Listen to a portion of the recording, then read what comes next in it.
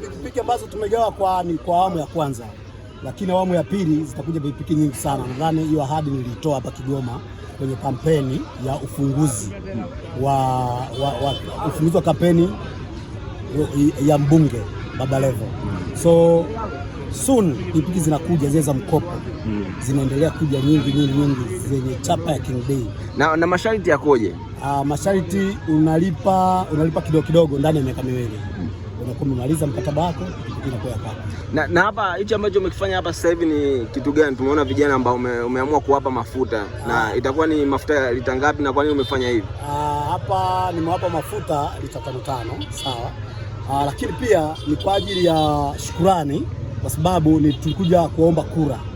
Nilikuja kuomba kura kumwombea mbunge wangu, rafiki yangu Baba Levo, ambaye pia ni balozi wangu wa King D.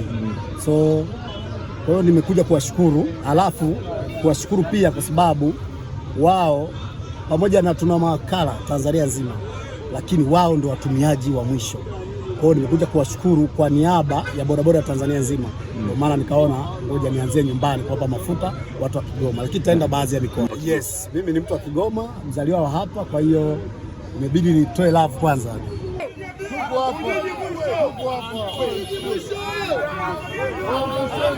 Jamani, mchukue bwana.